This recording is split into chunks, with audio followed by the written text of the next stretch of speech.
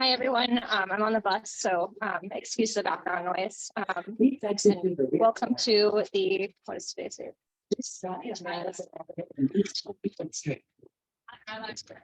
February 8th, 2023 meeting of CB11's Land Use and Landmarks and Planning Committee. My name is Jessica Elliott, and I'm the vice chair of the committee group. The meeting is called to order at 6:40 p.m. Tonight, we're joined by District Manager Angela Miskane, the staff liaison to our committee. In order to conduct an efficient meeting, let's observe a few ground rules. No one may speak until granted the floor. CB11 members, if you have a question about board business or wish to make a motion, please raise your hand through Zoom. If you click the participants icon, the participants panel should appear and you should find the raise hand function there. If you still have technical difficulty, you may click the chat icon and relay your difficulty to the staff. Members should not engage in a back and forth discussion. The chair will recognize the next person to speak. The chat function should not be used for CB11 business or questions about agenda topics. All such remarks should be made on the record by raising your hand through Zoom. Chat should only be used to alert us to any technical difficulties you're having or to state in writing information like an email address that was already stated aloud on the record during the meeting. When a member is given the floor to speak, I will identify you and you can unmute yourself so that you can speak. Please keep your questions and comments succinct and germane to the discussion. Members of the public, if you have a question or comment about the subjects on the agenda, please raise your hand through Zoom and wait to be recognized. We will now take attendance by roll call. Board members, you can unmute yourselves and answer present when your name is called. Committee members, when I call your name, please answer present. Devin Crenshaw. Here. Kenneth Crouch. Present. Jessica Elliott. Present. Jessica Morris. Here. Nilsa Rama. Beverly Pabon. Shalom, present. Vinnie Torres. Jason Villanueva. Present. There he is. Candy Vasquez.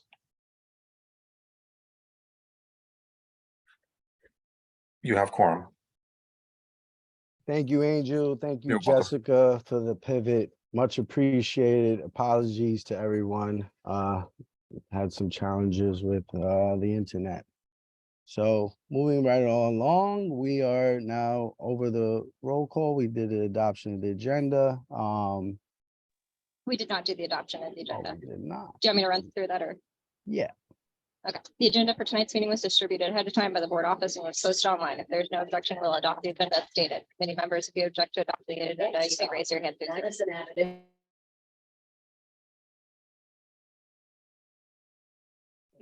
Seeing no objections, the agenda for tonight's meeting is adopted. Jessica The min- Morris's hand was raised. No, Apologies. we're doing the agenda, not the meeting, Okay. the meeting minutes. Thank you. All right, the minutes from our last meeting were distributed to committee members ahead of time by the board office. If there's no objection, we'll adopt the minutes from that meeting. Committee members, if you object to adopting the minutes, you may raise your hand through Zoom. Just a, sorry. You're on the bus, Jess Elliott, correct? You can't see hand raised. Correct, but I do see your hand now. And Okay. I'm gonna let Jason take it from here. Thank you, Jessica. Yes, Jessica. Thanks, Jason. With regard to the minutes, the minutes are fantastic. The only point of issue is acknowledgement of tabling the minutes from the December meeting, which were not adopted. I do believe that those were amended and approved. Am I wrong? I think the record states otherwise. Angel, can you speak to that, please? I was out last month. I have not seen revised minutes of the December meeting.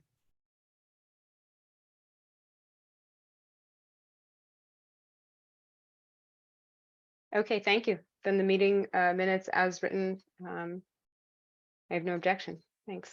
Thank you. Hearing no objection, we will move along. Thank you, Jessica. We will make note and I'll look into what you just brought up to my attention. The next committee meeting is scheduled for March 8th, 2023.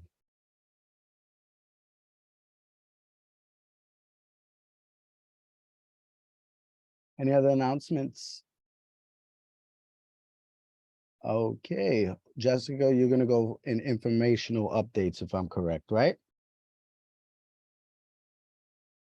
Beverly, you have an announcement?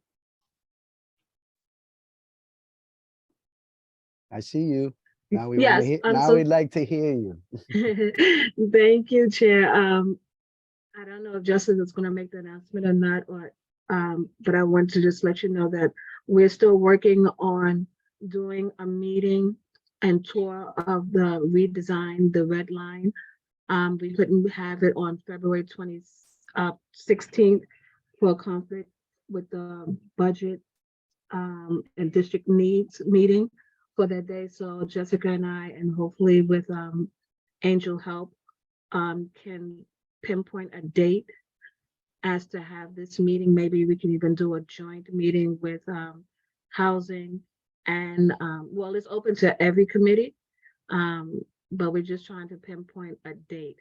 I also want to make an announcement that on Saturday, um, design the red line, redesign the red line, is having a tour and event on Saturday. I can put the information in the chat if anyone is able to go, and that will be held by April Simone, who's very much involved and one of the pioneers of the redesign the red line. So I'll put that information in the chat. Thank you. Thank you, Beverly. And my only request is, we have a thread on this already with the committee. If you can email us the information as well, that would definitely be helpful. Because Yeah. unfortunately, when the meeting closes, we lose access to the chat. So You got really it. would appreciate it.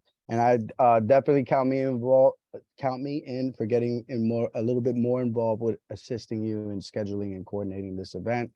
As you and Jessica are both aware, I'm very interested, and I think that it is, I think it's educational and informative for us all to find a way to get out, and if not, maybe multiple days, so that way, maybe some other people can attend that aren't able to on one particular day. But we could talk more further into that, probably in old business. Jessica?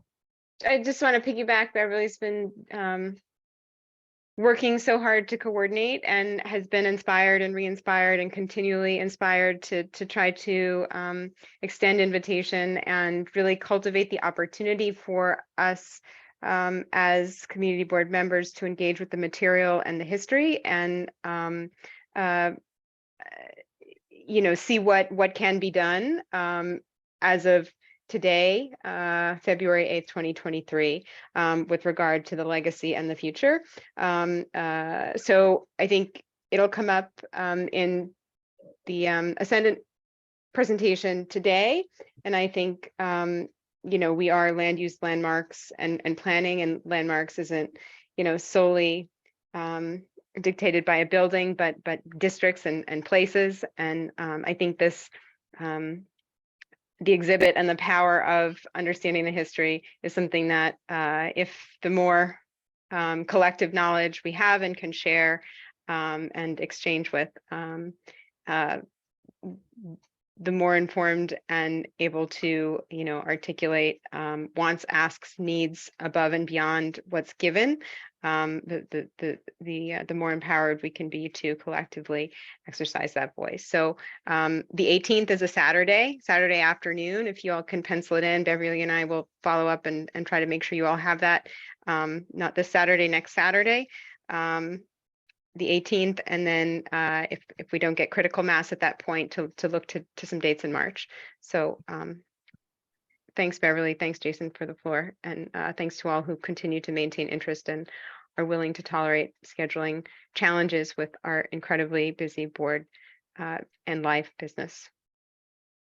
Thank you, Jessica. Good grace. Much appreciated from both you and Beverly. Angel, next informational updates. I believe we tackled most of that in the previous conversations.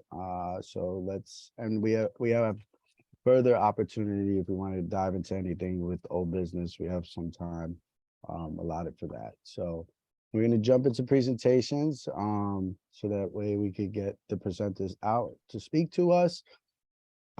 first presentation will be an update from the Landmark East Harlem organization. It's going to be by, I'm sorry, it's an update from Landmarks East Harlem about landmarks in East Harlem from the organization Ascendant Neighborhood Development, and the presenter will be Chris Cirillo.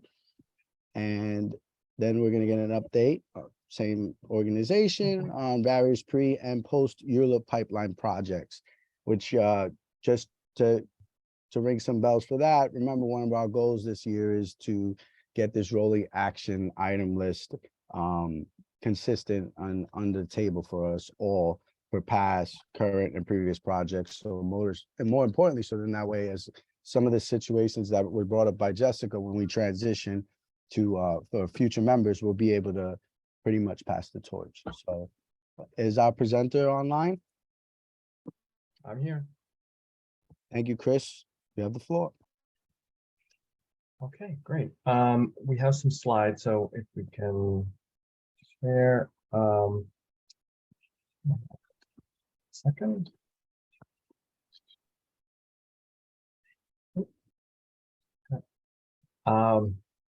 So thank you.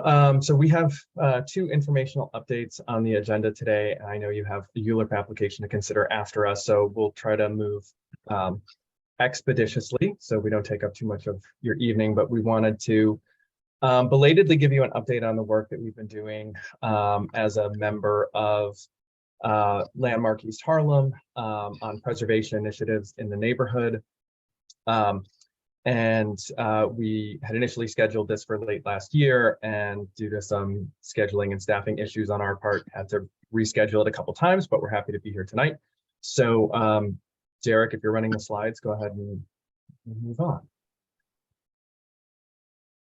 Okay, so, just briefly, agenda items that we want to cover tonight, brief overview. I'll keep it as quick as possible and save time at the end for questions and answers and discussion about next steps. Next slide.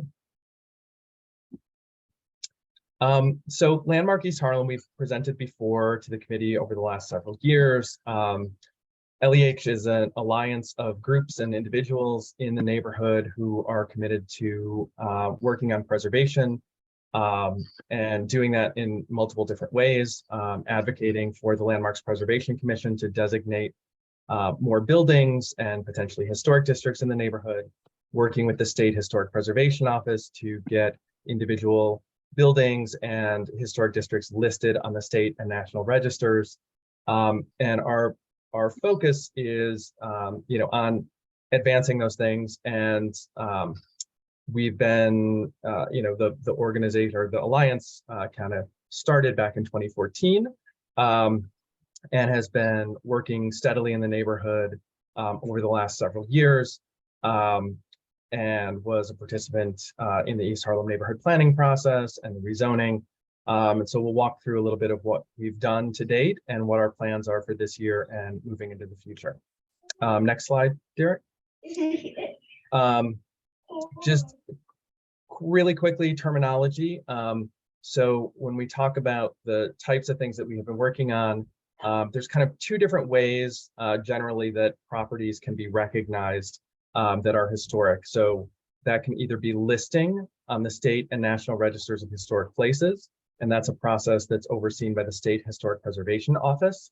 That is largely an honorary kind of recognition, and it doesn't come with the same sort of restrictions on demolition or approvals that property owners have to go through. But it does bring with it the availability of historic tax credits for property owners who qualify and want to take advantage of them to rehabilitate their properties. The other type of preservation that we often talk about is designation, and that happens at the local level by the Landmarks Preservation Commission. And that is the type of action that then brings restrictions about demolition and approvals that might be necessary for a property owner to make changes.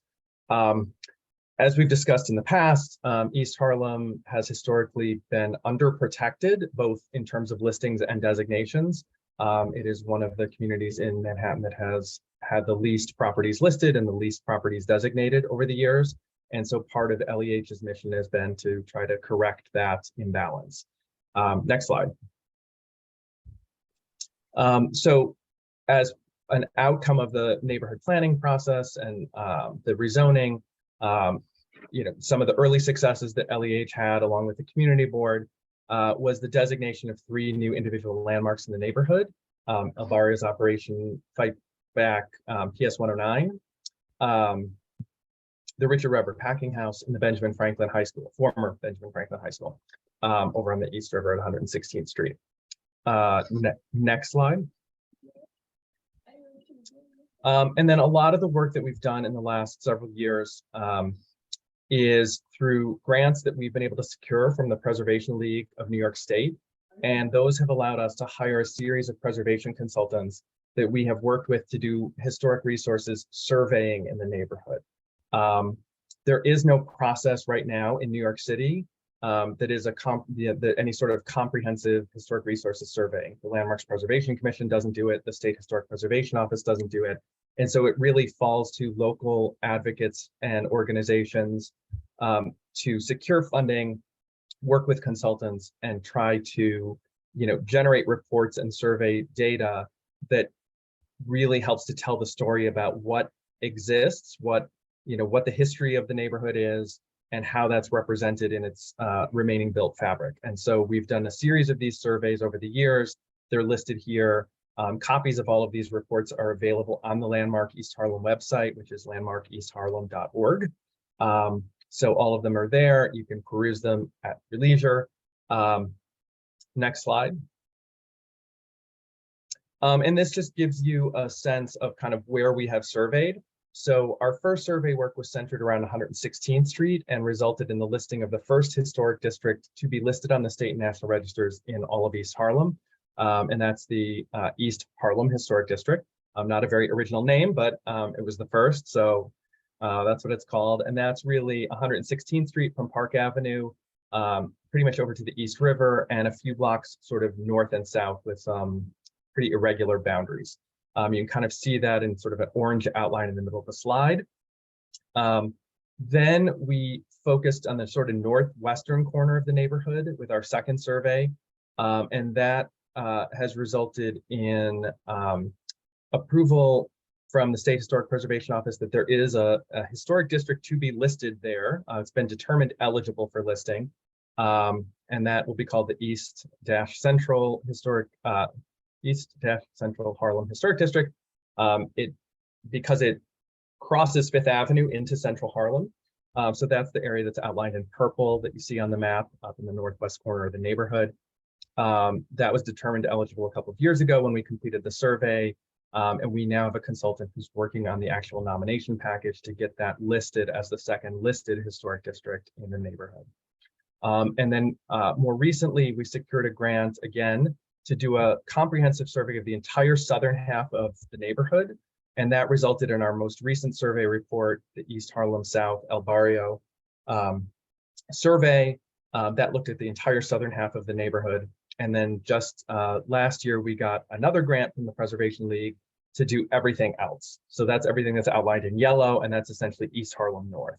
So hopefully by the end of this year, we will have completed that last survey of the northern part of the neighborhood, and we'll be able to stitch together the results of all of these surveys into one overall study of the neighborhood with information about all of the historic resources that still exist, and a lot of detailed information about the neighborhood. Next slide.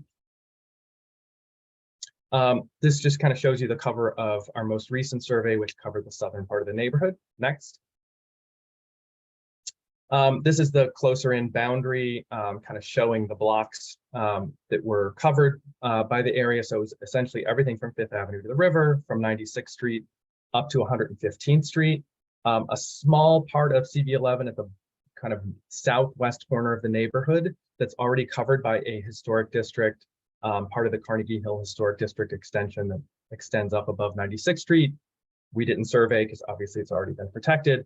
But essentially everything else in the southern part of the neighborhood was covered by this survey. Next slide. And the survey has a number of recommendations for further work. So, this was a very broad overview survey, and there's a lot of additional, more intensive survey, building by building work that has to happen. So that's a future phase of work. But it did lay out some preliminary suggestions for a potential historic district to be listed on the state and national registers in the southern part of the neighborhood, and that's shown here in purple. The initial area would be east of Park Avenue with a potential extension to the west over to Fifth Avenue. A lot of more work still needs to happen to kind of move forward with a potential nomination there, but that is one initial recommendation. Next. It also looked at all of the mid-century residential redevelopment that happened in the neighborhood, which is now actually mostly old enough to be considered historic. So all of the NYCHA campuses and other mid and high-rise multifamily redevelopment projects that happened along the waterfront and on, in the blocks in the interior of the neighborhood, and looked at that as another potential intensive survey area in the future to look at the historic nature of those and what that sort of tells us about the story of the neighborhood. Then there's an area to the southwest, shown in green on this map, that's a potential extension of that Carnegie Hill historic district area that's already listed and designated. And then the campus of Mount Sinai and some of its buildings that are potentially historic in nature and worthy of further surveying. Next slide. And then it also includes some recommendations of individual sites and individual buildings that are potentially worth looking at for individual state and national register listing, and potentially for discussion with the Landmarks Preservation Commission about designation as local landmarks. So all that's in the report. It's on the Landmark East Harlem website. And I think we've previously provided copies and links to Angel. We're actually working on getting some printed copies done, which we'll also provide to the community board. So that's kind of that survey. Next. And we were lucky enough to actually receive 2 awards for this survey late last year. The State Historic Preservation Office awarded the survey, and our consultant, Marissa Marvelli, standing there next to me in that photo, for best documentation project in the state last year. So we're really excited about that. And then next slide, the Preservation League of New York State also awarded it as best documentation project in the state for survey for the work that was included there. Next slide. We can skip the video. Yeah, we'll send you the link for that later. I don't want to take the time for that right now. So next steps, what are we working on this year and going forward? So we're going to be finishing up the East Harlem North survey. That research is ongoing with one of our preservation consultants, and that work will be happening throughout the spring and probably into the summer before it gets finalized in another report similar to the East Harlem South. That same consultant is also working with us on preparing the East and Central Harlem Historic District nomination package for listing of that area that's in purple on the map. That will also hopefully be completed in the first half of this year, and then potentially sets us up for getting that historic district listed sometime before the end of the year. It needs to go to the State Board for Historic Preservation for review and approval, and then the National Park Service for review and approval. There'll be a lot of outreach done in the coming months to property owners in that area to explain what listing means and what it doesn't mean, and how it's different from local designation of a historic district, and what the potential of that is. We're also engaging in conversations with Landmarks Preservation Commission about requests for evaluation for other sites that have been identified in the neighborhood that are potential candidates for designation. And those are some things that we'll want to come back to the committee to talk more about in more detail in future meetings, and determine community support for moving forward with specific buildings, and obviously outreach to property owners as well. Some of the sites that are ones that people have identified or that have historic value are city owned already. They're public buildings. But there are ones that are privately owned as well. And so obviously, want to have a broad consensus about whether it makes sense to move forward with that. And then, once all the surveying's done, I touched on this earlier, the goal is really to take these 4 separate surveys that we've done over the course of the last several years and really stitch them together into one sort of comprehensive and cohesive neighborhood preservation plan for CB11. Community Board 10 did something like this several years ago that was really comprehensive and looked at all of CB10 with all of the sort of recommendations that preservation advocates and the community board in Central Harlem felt were important. It was a really, I think, useful document. It's also kind of, when you produce a document like that, a report, it's a moment in time, and obviously things change constantly. So we're looking at not only doing potentially an actual report with recommendations, but also creating a way on the Landmark East Harlem website where that information can live, so that it can also be updated in real time as new information comes about, as we learn more about specific important sites, as new things happen, as buildings become age eligible, either for designation or for listing, because there are typically, to be designated, a property typically needs to be 30 years old or older by LPC. And to be listed, it typically has to be 50 years old or older. So every year, the universe of buildings in the neighborhood that are potentially historic changes based on their building age. So we're hoping to have sort of a more interactive and live version of that that lives on the Landmark East Harlem website. So that's kind of looking to the future in 2024. Next slide. And this is just information. We'll be providing copies of this presentation and the next one that I'm about to do for Ascendant projects to Angel to be distributed to all the community board members. So all the information's here. Obviously, we welcome anybody who's interested in preservation in the neighborhood to become involved in Landmark East Harlem. We try to meet monthly, a mix of virtual meetings and in-person meetings. And so, we welcome ideas and suggestions and volunteers and folks who want to do this work with us. So that's what we have for our update tonight. Thank you so much, Chris. Excellent presentation. And again, this is another goal of ours for this year, which is to be more engaged in landmarks and preservation. So I like where we're starting on the right track at the beginning of the year. Beverly Pavone, question number 1. Yes, thank you, Chair. Thank you, Chris, for that presentation. It's very informative. I have a couple of questions in regards to the designation of East Harlem, Northeast Harlem South. That won't be something that's going to be in the future where you're separating or changing the names of these two areas. It's just for the survey. I'm hoping for, and not, down the line, because I know sometimes people, sometimes things come up where people want to change the name of the area, and I don't want that to happen. Yes. I want all East Harlem to be all of East Harlem, from 96th Street to 132nd Street, from 5th to the river, and Randall's Island. So I don't want any separation for that. So that's one question. My other question was, how does these landmark preservation help the community at large?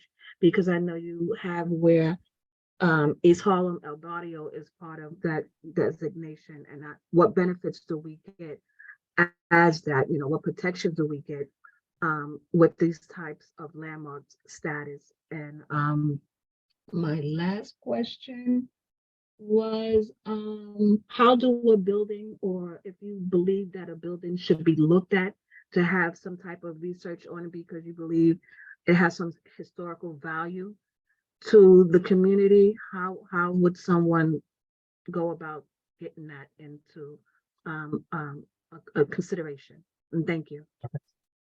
Great questions. I hope I'm going to remember them all. So regarding naming of things, we have tended toward generic names to not wade into, any concerns or conflicts about kind of names of areas or sub neighborhoods of the larger neighborhood. And so really the names for the different survey areas were largely geographically determined. So, East Harlem Historic District, the first district that was listed, which is largely around 116th Street, is really kind of like that central heart and commercial strip hub of the neighborhood.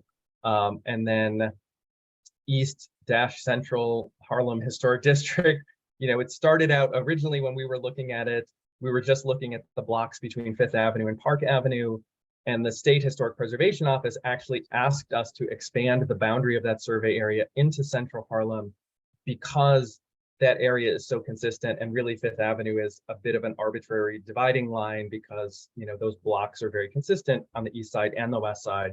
So that's why it kind of became East-Central Harlem Historic District. And then when we were looking at the rest of the area that hadn't been surveyed, both to the south and the north, we kind of started with the south because that area really hadn't been surveyed at all comprehensively. So that was kind of the area that we decided to focus on first. And because it was the south, we just decided to call it East Harlem South. And then the north was everything left. I kind of refer to it as everything in the kitchen sink because it's sort of like what was left over when we had done all the other surveys. But yeah, I mean, and that's why ultimately, the boundaries were somewhat arbitrary, just kind of based on what prior work that had been done. So the first historic district kind of grew out of a Columbia studio from their historic preservation program that had been done back in 2011. So that kind of largely determined the study area for the first survey. And so really like the goal would be to have just it's a Community Board 11 preservation plan that just kind of takes all the information from these surveys that we had to do over time because the grants that we can get can only cover surveying parts of the neighborhood. There's not a grant program that pays enough to do like the entire neighborhood at once. But ultimately the goal is to kind of just knit them together into one overall preservation plan. So there's no distinctions between south and north and northeast and northwest and all of that. The second question was about what the differences are and what the benefits are. Was that question number 2? Sorry. Yes. Okay. Yeah. So there are distinctions. So for designation, that really comes with the protections that can come with this, when the Landmarks Preservation Commission designates a property or a historic district and the properties within the boundaries of that historic district, then any changes to the building or buildings have to get approved by the Landmarks Preservation Commission. So if the changes are significant, they have to actually go for a public hearing before the whole commission. If they're less significant, it still has to go to LPC staff for review. They have to issue permits. Property owners have to get approvals for all of that. And that's where kind of the real protections of historic preservation come at the local level if a building or a historic district are designated by LPC. So there's real restrictions that come with that. The flip side of that is if it's some individual property or a historic district that is listed at the state and national level, it doesn't come with the same restrictions. So if it's just listed, like that historic district that we have listed along 116th Street, it doesn't prevent property owners from demolishing their property or making changes. They don't have to get approvals from the State Historic Preservation Office or the National Park Service. Those approvals only come if those property owners want to take advantage of historic tax credits, because there are historic tax credits at both the federal level and the state level that provide an incentive for property owners to rehabilitate their properties and do it, according to historic preservation standards. But they have to qualify, and that's really the only time when the State Historic Preservation Office gets involved with what property owners do. So there's kind of like the state and national listing process comes with some carrots in the form of financial incentives, but not a lot of restrictions. Whereas at the local level, that's really where the restrictions come in.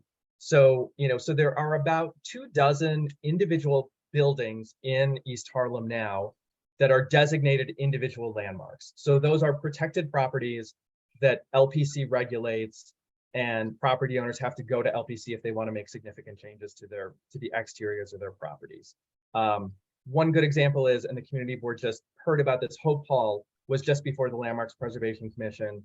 for approval for its rehabilitation plans. And it was approved unanimously and enthusiastically by the commission at one of their meetings last month. So that's like something, Hope community wanted to get approval to do the rehabilitation of that building. They had to get LPC approval. So that's kind of the distinction between the two different types of, listing versus designation. And then the third question you had, please remind me, because now I've forgotten what it The is. third question is regarding if you believe that a specific building may have some. Oh, yes. specific value. Yes.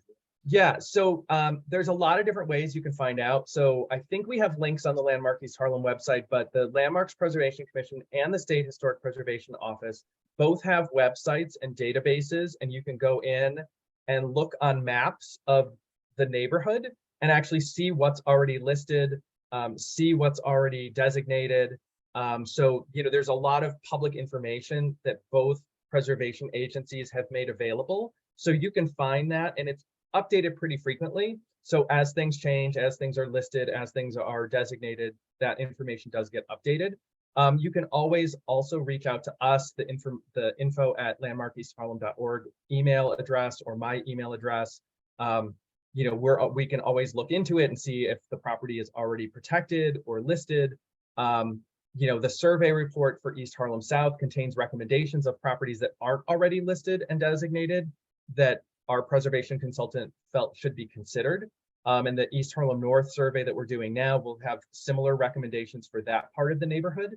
But if you don't see it there and you don't see it on the LPC list and or the SHPO map, certainly let us know. I mean, that's part of this process, is we really want this to be as participatory as possible. One of the reasons why I think we got the awards for the survey that we did for East Harlem South was we did surveys in the neighborhood. We, solicited ideas from people on the website and through our social media accounts. We really want this to be a community effort. So, it should be led by the community. And if there's buildings or sites or districts that you think we should be looking at and that the community should be protecting, let us know and certainly bring them to the committee, because I think that's the mandate for all of us and how we can work together this year to focus more attention on it. And it Okay. wouldn't be just because of the architectural specs of the building. Would it be also for someone like we did for Cecily Tyson? I don't know, we name a street after her, but if she has a building that she grew up in, would that also be part of the consideration of making it a historic place? Yes, and I'm glad you asked about that specifically. So good question. And yes, so historically, I think both preservation organizations, agencies, have often designated and listed properties mainly because of their architectural significance. In some ways, that's kind of easier, right? If the building looks a certain way or is a certain style, or was by a certain architect, it's kind of easy to do that. And I think a lot of the preservation work that has happened in the past decades, since LPC was established in the 60s and since the State Historic Preservation Office and the whole listing process was created also in the 1960s, lots of buildings and historic districts were listed or designated because of their architectural significance. Now, obviously, a lot of those places have cultural and historical significance outside of their architectural significance. And we also know that, especially in neighborhoods like East Harlem, a historically working class and immigrant community where there isn't necessarily a lot of high architecture, a lot of buildings that are valued exclusively because of their architectural significance, there's still a lot of history and culture here that's so important to protect and to recognize and to celebrate.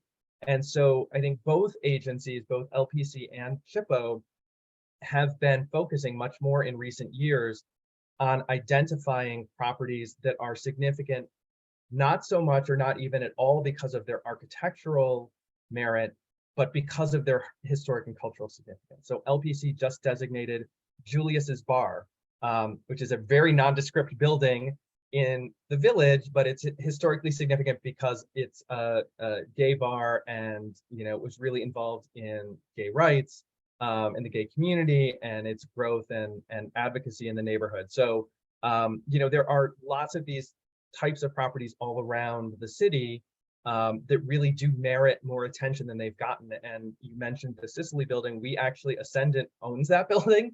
We own 178 East 101st Street, the building where Cicely Tyson grew up.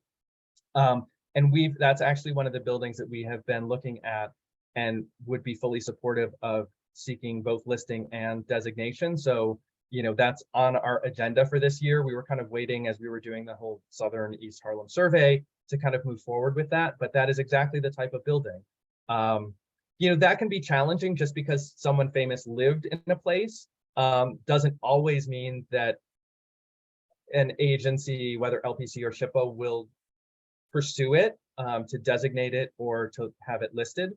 But it's certainly worth raising those things. And it's, it never hurts to ask the question. So that's definitely on our radar screen because we own the building, we love the building, we want to celebrate the history of Cicely Tyson growing up there and on that block. So absolutely. Thank you, Chris. Thank you, Beverly. Jessica. Thank you, Jason. Thank you, Beverly. Thank you, Chris. There's so much thanks to be had for this incredible work. Chris,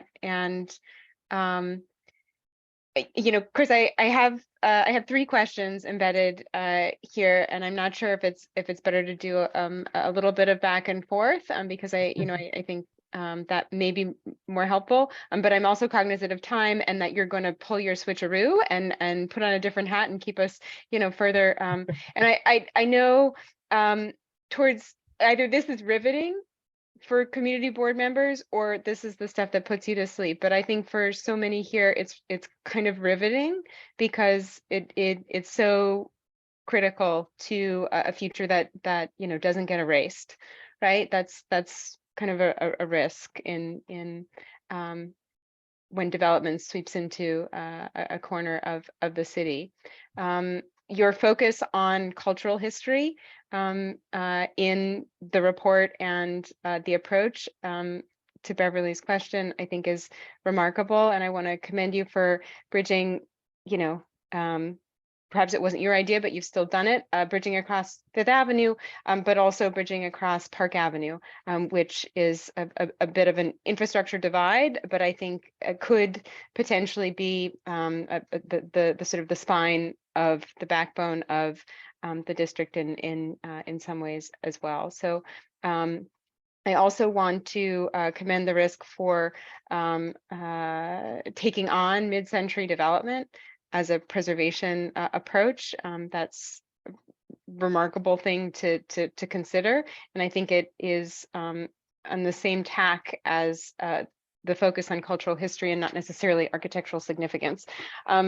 Pointing to the announcement that Beverly made at the beginning of the meeting with regard to the work related in collaboration with April DeSimone and Undesign the Red Line. What is embedded here is a question of what do you need, how can we amplify and further support this work, and to use both the engagement at the community level here through the board and beyond, but also my other hat is with AIA New York, and we're really looking to advocate for what's missing in traditional preservation practices through that exercise, which I think you touched on, being connected to the Save Harlem Now folks and the work that CB10 Community District 10 had done recently all the way across river to river.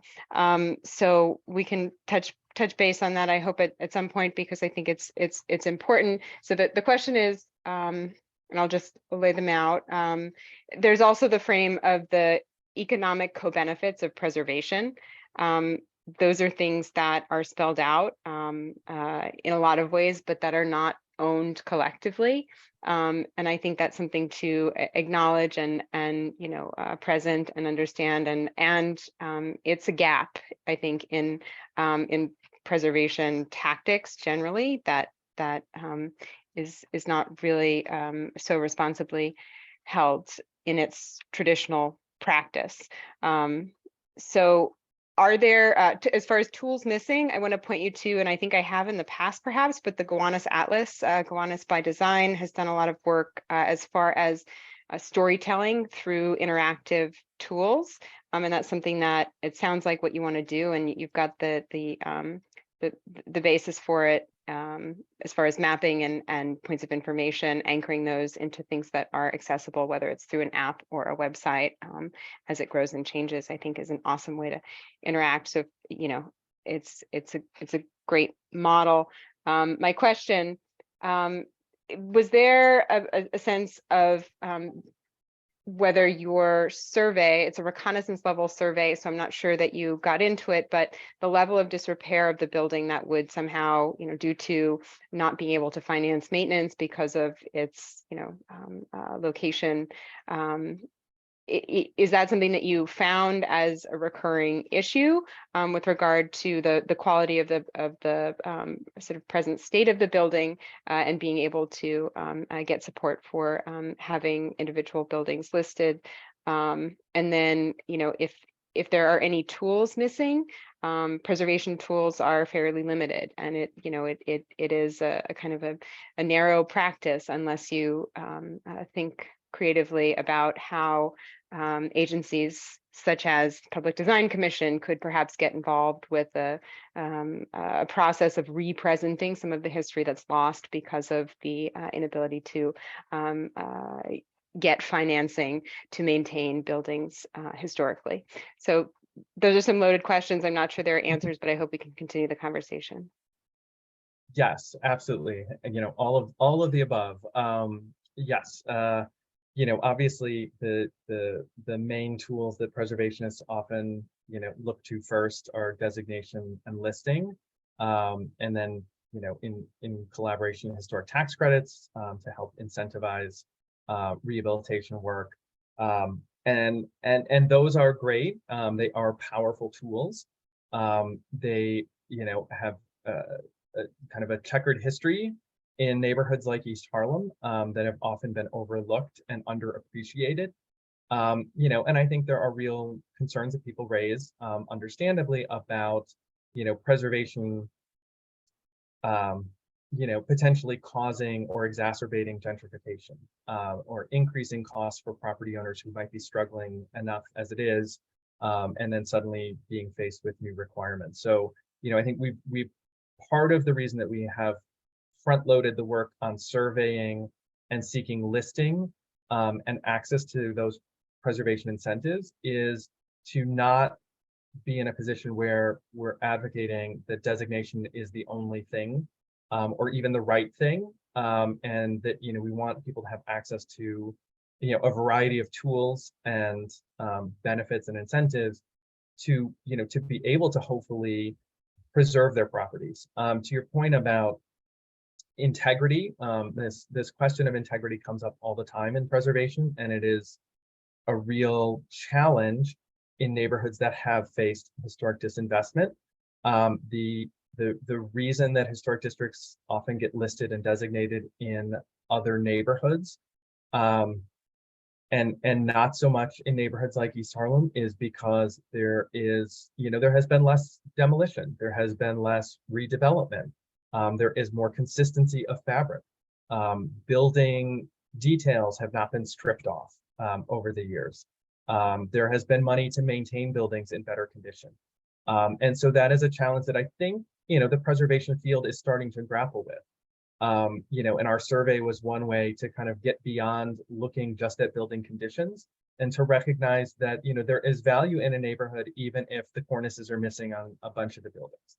You know, there is value in the history of a neighborhood that is a historically working class neighborhood, you know, that it is not necessarily recognized for, you know, high architecture and, you know, some of the things that have historically been more valued by preservationists and in preservation tools like that. So I think the tide is turning, and you know, this isn't an issue and a conversation that's happening in lots of neighborhoods. And I think it really struck a chord. I spoke in September at the statewide preservation conference about that survey that we did of East Harlem South. And, you know, I think it speaks to similar issues in lots of cities around the state that have also faced disinvestment, that were subject to redlining, redevelopment, urban renewal, all of those factors that create kind of the built environment that we have today that is a real mix.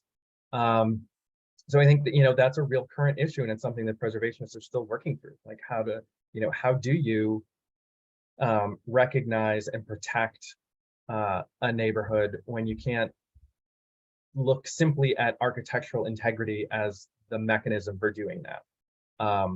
So I think it's an ongoing conversation, and I think, just lots of advocacy from the community that, it's an important community. It needs to be recognized, even if it's not, in pristine condition. That tells part of the story. That part of the story that we're telling is, look at what history has done to this neighborhood. Look at what has happened.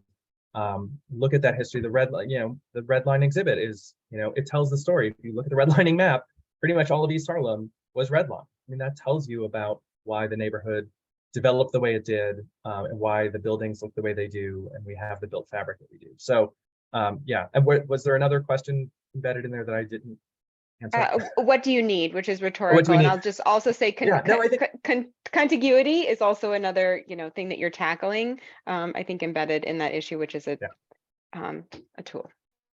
Yeah, and I think I've touched on kind of the main work that we have done around listing and surveying and advocating for designation, but we also every year during Jane's Walk weekend we have done, and Kathy Benson is in the Zoom this evening, and she's our fearless tour leader who leads people around different parts of the neighborhood. Every year we do a different tour and highlight the history of the neighborhood. We have done lots of online work on our social media platforms and on the website to really get information there. We're also, kind of in response to a comment that came up in one of our prior presentations about not acknowledging the prior preservation advocacy that had happened before there was a Landmark East Harlem, which I think is a very valid one. Because people, didn't just start doing this work in 2014 when Landmark East Harlem came together. There's a lot of, decades of history of people saying, hey, we need to protect this neighborhood. So Kathy and others associated with Landmark East Harlem have been doing research into the history of people advocating for preservation in the neighborhood, to be able to tell more of that story as well, and to make sure that the early advocacy efforts that resulted in some of the landmarks that we have and some of the buildings and streetscapes being protected that we can celebrate today, that part of the story gets told too. So I think there's lots of different things, and I think greater collaboration amongst the committee and Landmark East Harlem going forward about things that we can advocate on together, things that we can press our elected officials on, things that we can advocate at LPC and SHPO together about would be great. And certainly thinking about like, what should the format of a preservation plan for the neighborhood be, and what does that encompass? Because it's not just about buildings. It's about preserving affordability. It's about preserving people's ability to stay in the neighborhood and live here and thrive and celebrate their culture and their heritage in the neighborhood. It's about walking tours, it's about signage, it's about streetscape, it's about placemaking, it's about public art, it's all of those things.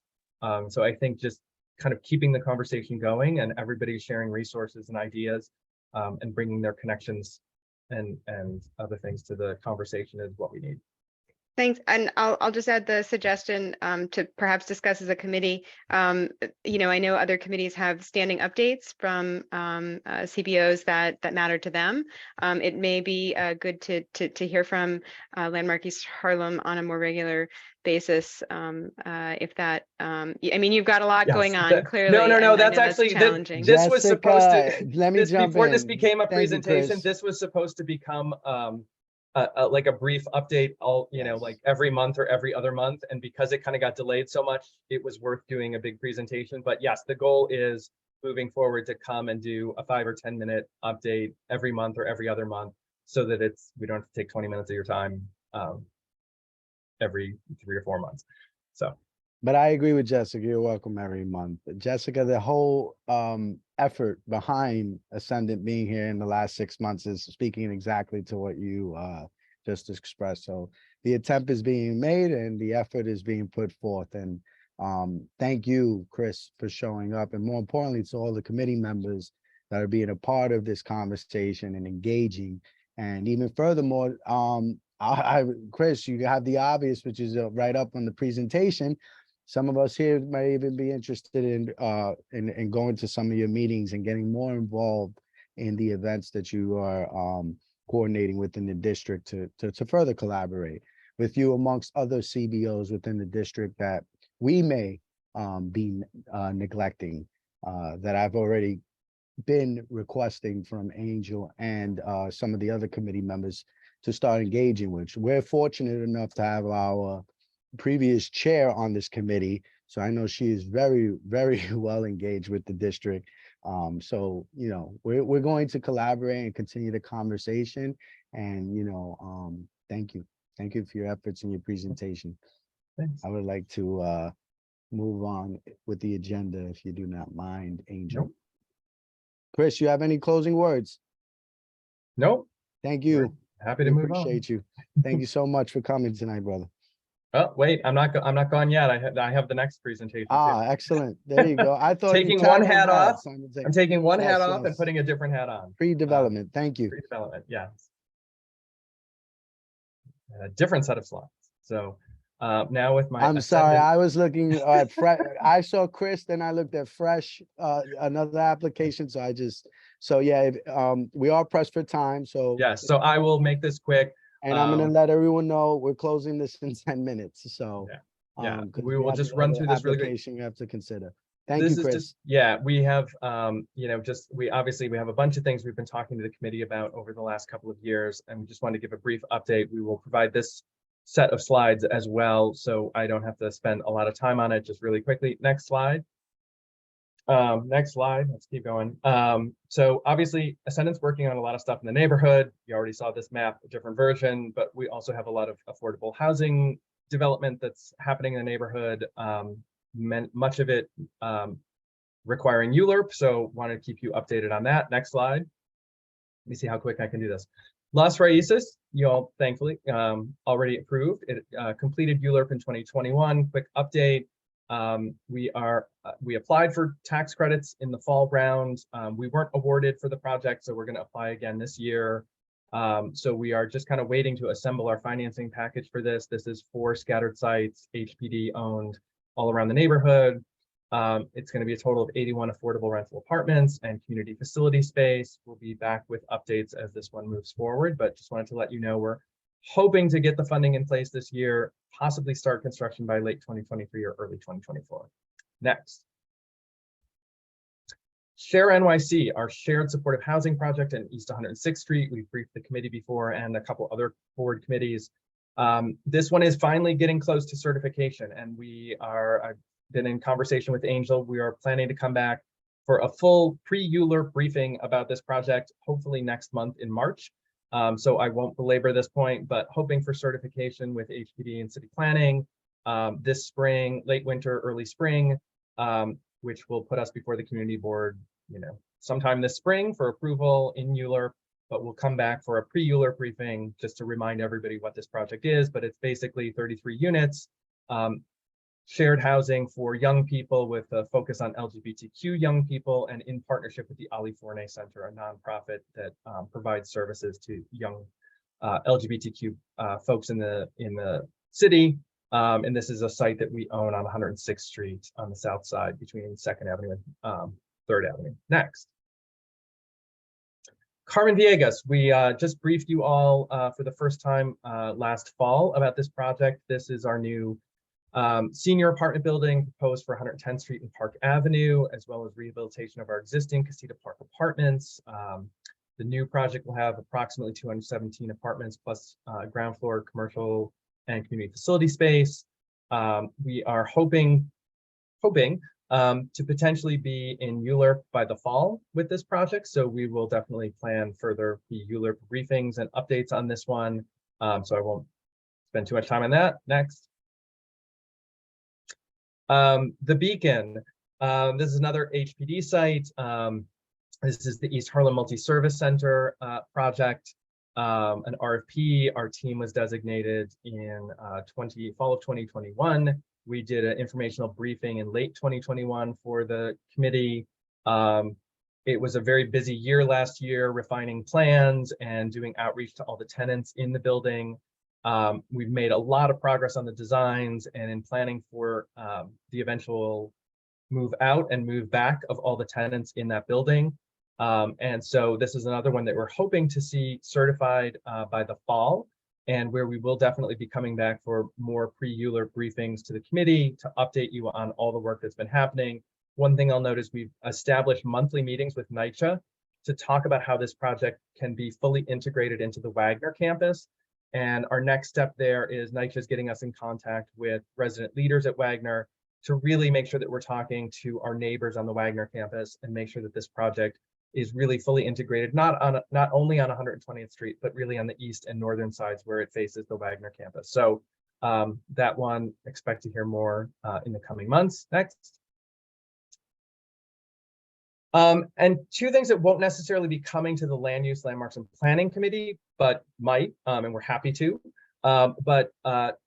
Ascendant is part of two teams that have been recently designated by NYCHA to work on PACT rehabilitation and revitalization projects for public housing developments in East and Central Harlem.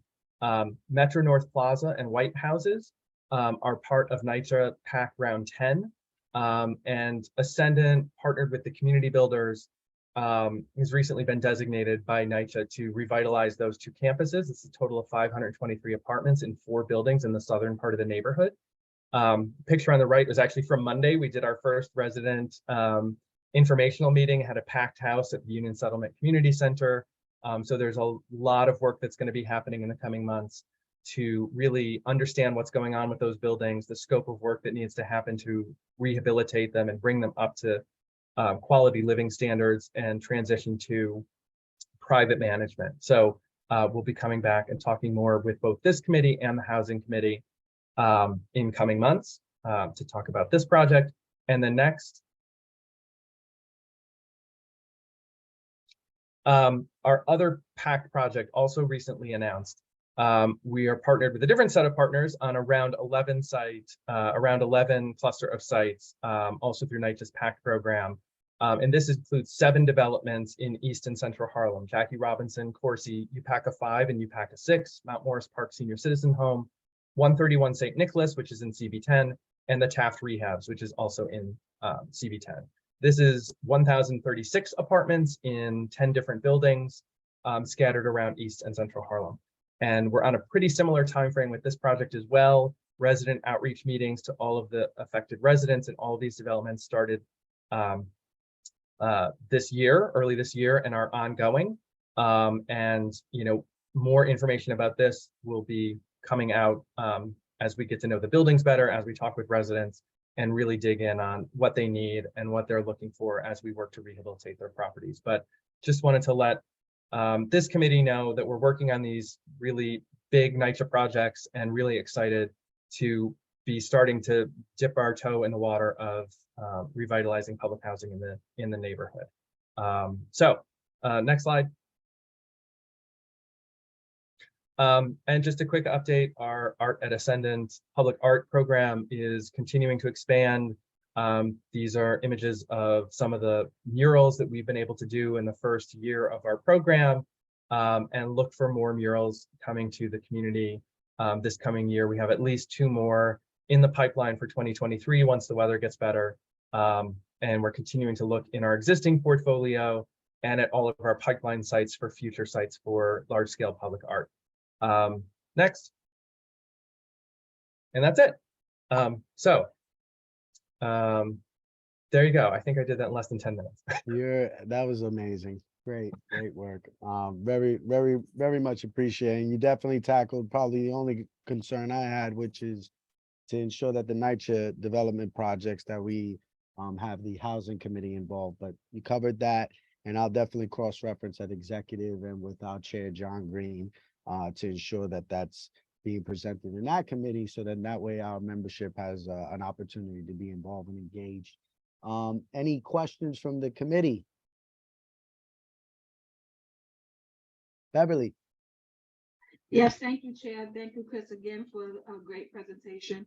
I also have concerns regarding the NYCHA housing, that I'm also on the committee of the housing committee. And we had a very riveting meeting yesterday with some of the tenants there. So if you can, when it's available, to look at the housing meeting video at Community Board 11 YouTube page, because a lot of tenants weren't very happy about them not having a voice. So if you're able to look at that and address some of their concerns, and then bring it back to the to us and housing, we're looking forward to that. Thank you. Okay, great. Yeah, we'll definitely check it out. Thank you for the heads up about that. Thank you, Chris. Thank you, Beverly. That said, we'll be concluding your portion of our program. Oh, no, wait, Miss Jessica Morris. Real quick question. One, Ascendant, where do you bank? Question mark. And two, Chris, do you have clones? I understand you have an amazing team. Thank you. You don't have to Oh. answer the first question, but no, go ahead. I'm joking. Go ahead. Well, thank you. No, I don't have clones. It's me and an amazing team who somehow managed to do all of this. And there's only 7 of us, although I think we probably need to add some folks because we keep taking on more things. So if you know anybody, we will probably need to be hiring later this year to take all this on. No, and we're lucky to have great partners. I kind of blew through it, but they're all listed on those pages on the slide. So you can see we have a lot of great partners on all of those projects, and we're really excited to work with all of them. And they bring a lot of resources to those projects that, that are beyond our scope. But I think what we hopefully bring is a focus on the neighborhood, what the community has articulated in terms of the neighborhood plan and goals and vision for, affordable housing and public housing revitalization, and making sure that those things are addressed as these big projects move forward. So, but definitely we'll start going to more housing committee meetings and listen in on the feedback that came from the last one. Obviously, resident engagement is a huge piece of any PACT project. That's why we've started meetings at all of the developments, and they will be ongoing, they will be regular, and there will be multiple ways for people to provide input. There'll be surveys, websites, all different ways, but obviously the community board is a great vehicle for that as well, and we'll come to as many meetings as we can to hear from all of you and from residents who show up at these committee meetings. So Sorry, the question about banking was more to Banking. the enormity of the financial undertaking that you have and at stake in our district, which is something that I think to at a further point to kind of encapsulate and spell out, and perhaps that's available in Ascendant's reporting, but I think it's commendable and astonishing. So that's where the question is coming from. Thank you. And there's years go to ahead. come. Good. Yeah, Thank and there's you. actually some interesting stuff that we can touch on another time with the public housing that also intersects with the preservation, because a lot of the funding for the PACT projects will come through historic tax credits, because there's a recognition that mid-century public housing is now old enough to be considered for listing on the state and national registers. And with that, it brings a new financial resource to be able to accelerate and do a lot of the work. So it's something we're definitely deeply exploring in both of the PACT projects, and we'll be looking at further, which may also lead to more properties being listed in the neighborhood and a recognition of the importance and value of public housing in the neighborhood. So something for further discussion later on, but I'll stop there. So thank you for the floor for all the time that we have it. Thank you, Chris. Thank you, Jessica.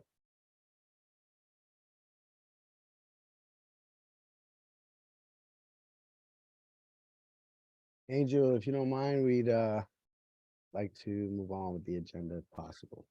Sure.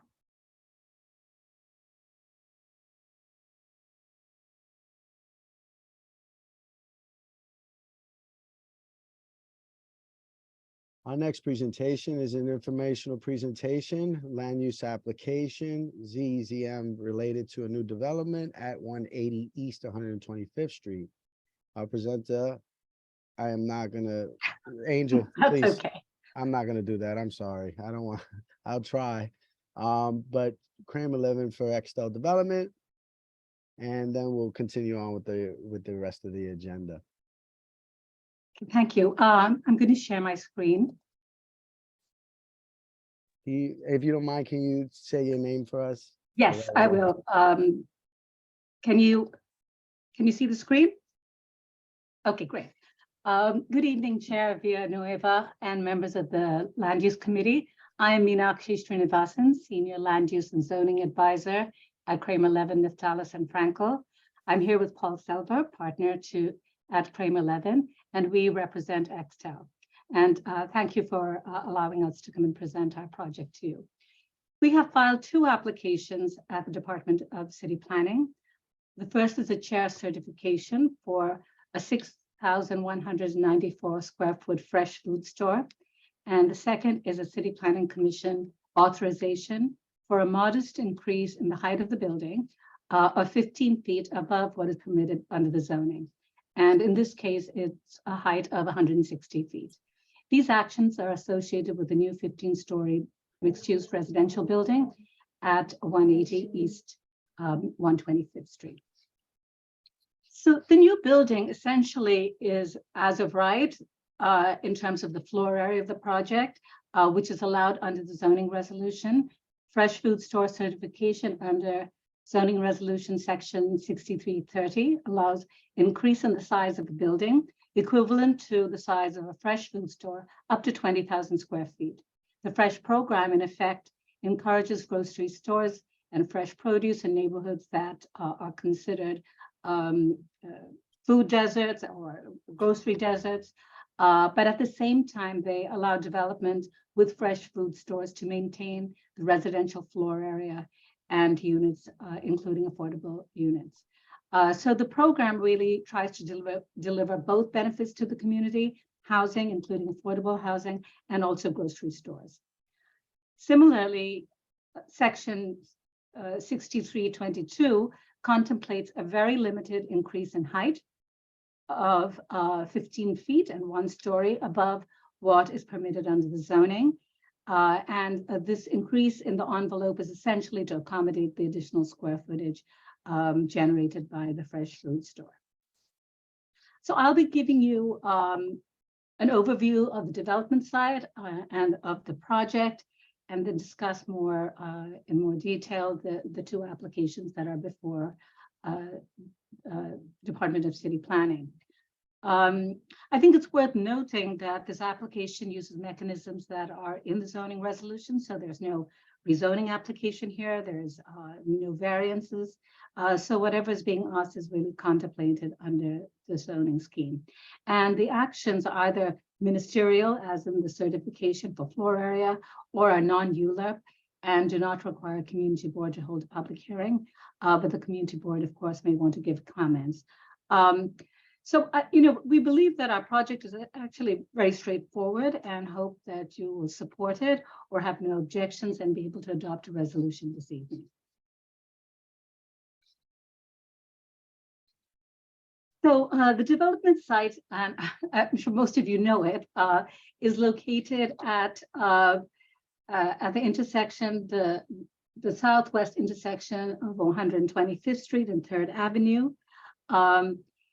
It extends to the middle of the block to 124th Street, but the development site is really all on the eastern portion of a larger zoning lot that extends to Lexington Avenue. And this is lot 20 on one side, the eastern portion, and the western portion, sorry, lot 27, and on the western portion is lot 20. The development site itself is about 42,550 square feet, and is located in a C44 zoning district, which is a medium density zoning district, allowing a range of residential, community facility, and commercial uses. It also is a contextual district with street wall requirements of up to 105 feet in height for the street wall, and a maximum building height of somewhere between 120 and 145 feet, depending on the program within that building. The site is also within the 125th Street Special District and the Special Transit Land Use District. Under a separate application, we are working with the MTA on a new transit easement volume that would be located on the western portion of the zoning lot on lot 20. And we presented this to your executive committee in January. The transit easement volume is located solely on lot 20 and will have no really impact on the proposed development on lot 27. The site is also a former East Harlem urban renewal site, which was occupied by Pathmark. That was a neighborhood supermarket and at that time a community resource. Pathmark vacated somewhere around 2015. And since then, that site had been empty. The larger zoning lot also included a 3-story building on 124th Street, which was empty. And now both buildings have been demolished and the site is vacant. On the block itself, there is one building which is outside of the zoning lot, which is an FDNY facility at the corner of 3rd Avenue and East 124th Street. The surrounding land uses include a mix of residential, commercial, and community facility. The residential often has ground floor retail. Several new buildings have developed, particularly on 125th Street in the last, I would say, 2 decades. Those include particularly the ones that are proximate to the site. You can see our site over here, which is vacant. Across the street is Gotham Plaza, which was built in, I guess, the early 2000s. You have the corner, the Salvation Army Center, but most notably, diagonally across from the street is 1 East Harlem, which has topped off at 20 stories and has a height of 210 feet. The area otherwise has a mix of heights as well. You have more contextual buildings, which is going to be similar to our building. But you have taller buildings that sort of form the backdrop, including Taino Towers. These are all Tower in the Park developments. So it's Taino Towers for the south and Wagner Towers to the east. And then on Lexington Avenue, there's a 32-story building, which was also developed under the 61 zoning.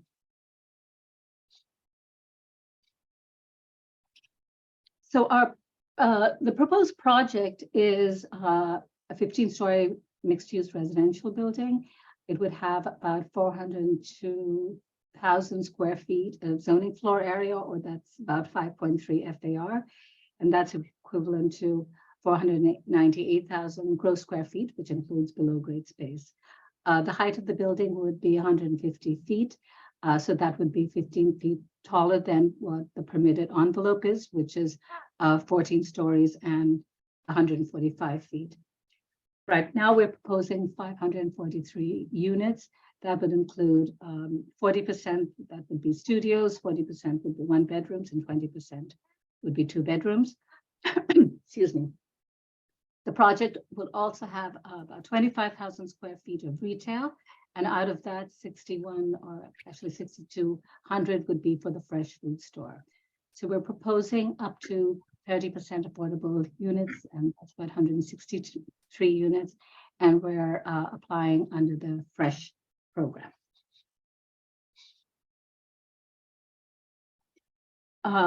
So just in terms of the 2 actions, the first action is a certification, and it's a ministerial action.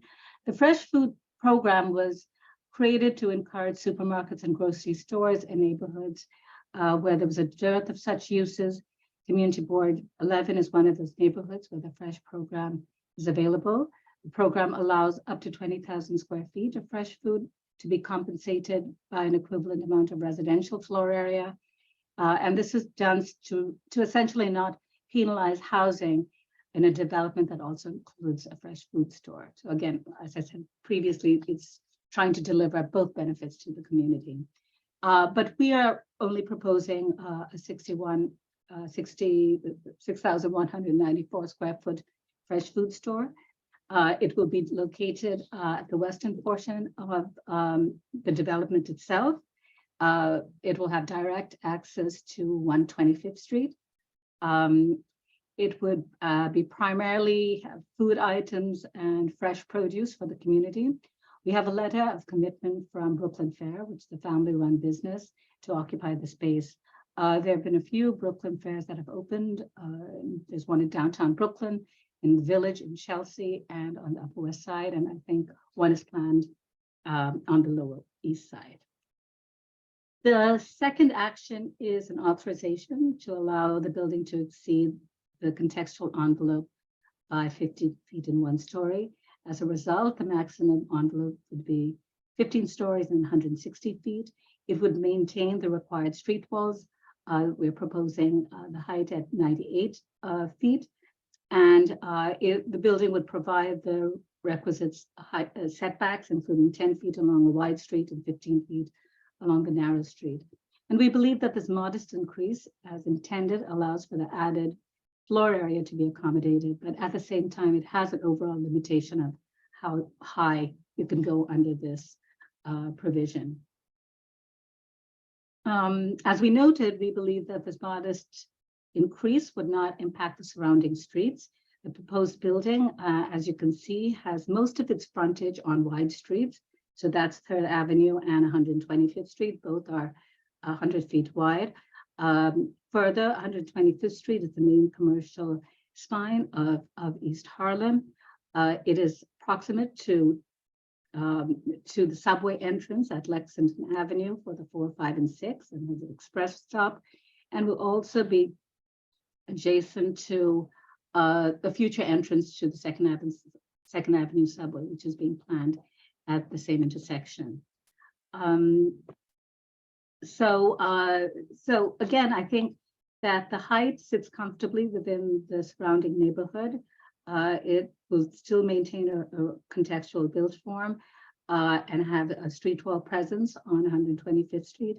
And its height itself is much lower than some of these other developments that either pre-existed, including the Towers in the Park or 1 East Harlem, which is catty corners from the project itself.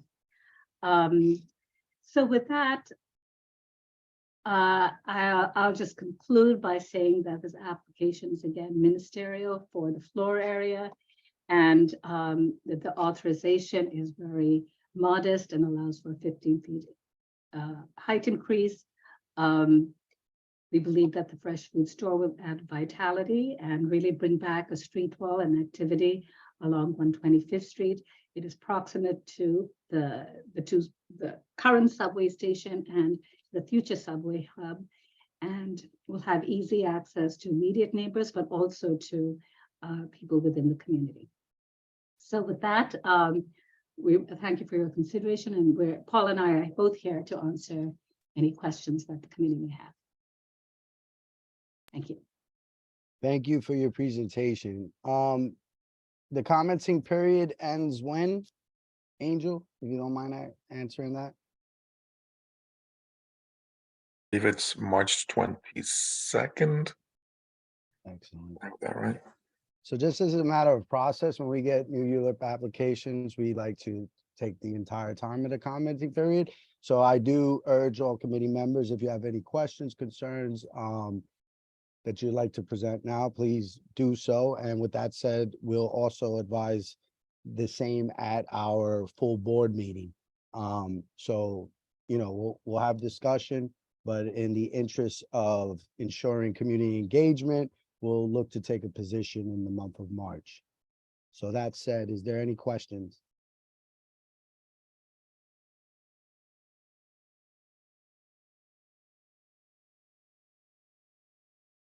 Jessica Elliott.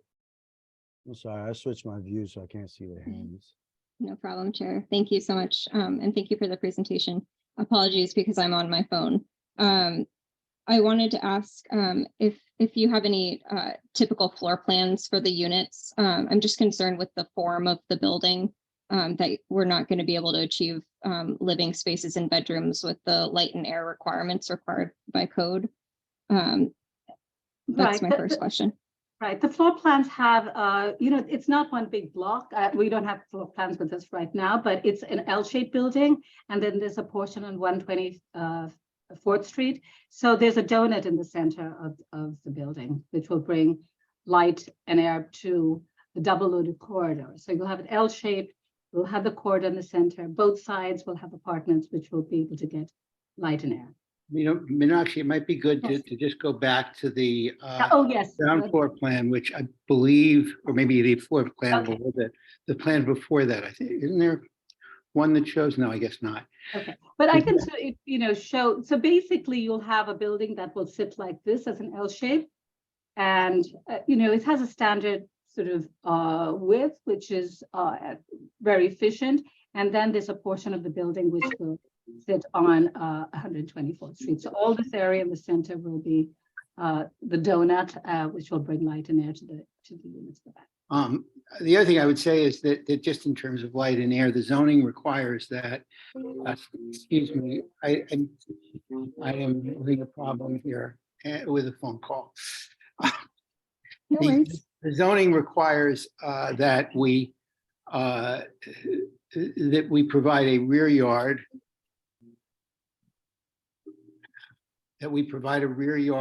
equivalent in the center of the block that's 60 feet wide, which is the equivalent of a wide street.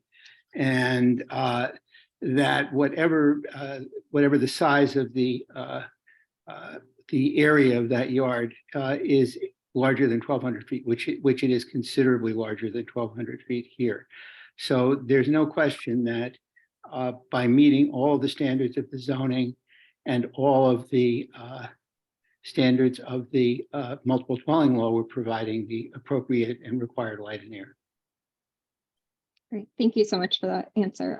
I also have a second point just about the grocery store. I'm not as familiar with the grocery stores in this specific area, but I know in my portion of the district, we have had a lot of these grocery stores come up and force a lot of competition upon each other. So I'm not suggesting that the community doesn't need additional grocery stores, but I would suggest that an analysis be done of how close other grocery stores are to this location, and the problem is that shelves are not being kept stocked, and the fresh food that is supposed to be available is not actually available. So if we could look into that a little bit. And I also wanted to ask George, if I may, there was a comment about the lot 20, and I'd just like to know how the FAR from that site is being transferred to this site, if it is, and how the development of that future site could impact my first question about the light and air for that corner of the site. Thank you so much. Okay, sorry, George, you're going to go. I mean, I can speak. Go ahead. I can speak to the No, other. go ahead. I mean, Meenakshi, Okay. I think you can probably Okay, answer well, to this as well as I can. Right. So let me just speak to the issue of this question about other grocery stores in the neighborhood, and I can give you. I don't think we need to do an analysis because I know what it is, but I would say one thing that the City Planning Commission, I guess last year, or maybe it was the year before last, I think it was 2 years ago, they adopted new fresh rules for the program. And one of the things that they included was a mechanism in which you sort of evaluate how many fresh food stores are within a half-mile radius. And so we had to go through that analysis. And so I think city planning was cognizant that sometimes areas have too many fresh food stores. So we managed to go that screening process. And just to let you know, within a half-mile radius from our site, just in terms of other grocery stores that have gone through the Fresh program, there is only one, which is at 3rd Avenue, and I guess it's 2211 3rd Avenue. It's Food Town. There may be other grocery stores that come up that are not under the Fresh program. And from what we found, because we looked at this, was there is a grocery store that's across the street from Food Town. And then more recently, there's Food Bazaar that's in one East Harlem, which is catty corners to this particular site.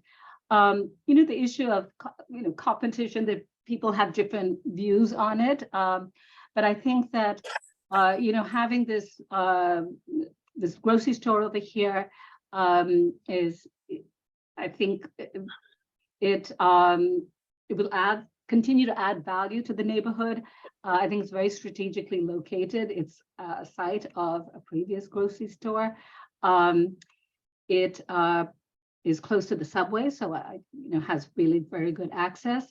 The neighborhood is growing, and there are more and more residential units coming online, including our proposal, which is going to bring about 500 units, including close to 160 of affordable units. And I think that having the grocery store and having Brooklyn Rare would just provide more food options for the neighborhood, which could be seen as a very positive thing. So, we looked at this. We think that there's a strong need, and that would support this use at this location. And we're confident that it will be a positive thing for the community. Thank you. Are you going to answer the question about lot Yes, go 20? ahead. Go ahead, George. Answer that. Well, okay, I mean, I can tell you that as the applicant should, she's quoting the FAR of the site of the entire zoning lot, which is 5.2 FAR. But that includes the lot that's not being developed. And so, essentially, if you just looked at lot 27, and you calculated the FAR from just lot 27, it's 9.8, which tells you that substantial amount of floor area generated from the other side of the lot is being moved over to this side. And ultimately, there's a big question mark, I think, in all of our minds about what exactly is going to happen there in the future. And I expect that the applicant has questions themselves.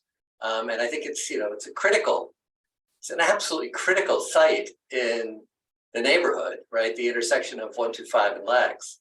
And right now there's really not much of a plan for it that I'm aware of. And if the applicant has, any knowledge, I'm sure this committee would love to hear it. Well, George, I'll jump in and say, first of all, as you know, the more floor area that gets transferred to lot 27 reduces the amount of floor area that can be built on lot 20, because there's a finite amount of floor area that's developable here. So at this point, we're not suggesting that the whole lot is going to be developed to 9.8. We can't do that.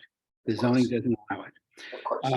The executive committee did see a fairly significant transit easement that the MTA is seeking both above and below grade to provide space for the terminal of the 2nd Avenue subway, connections to the Lexington Avenue subway, and above grade infrastructure to service that terminal. And at this point, until the MTA has fully worked out what it wants to do there, it's really premature to even think about what can be built, because they're going to be running that show. So that's the problem with knowing what's going to happen there.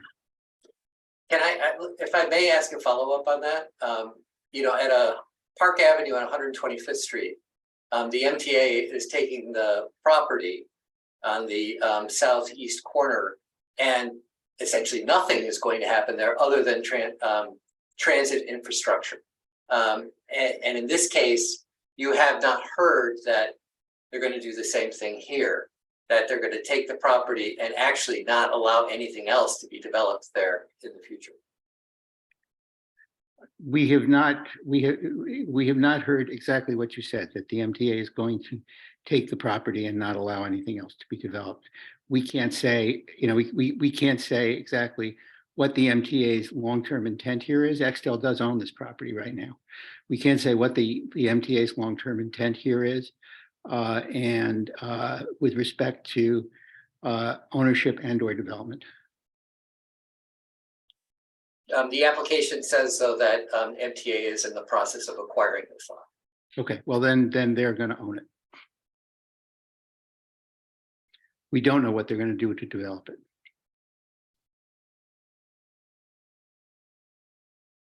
Thank you, Jessica. Thank you, George.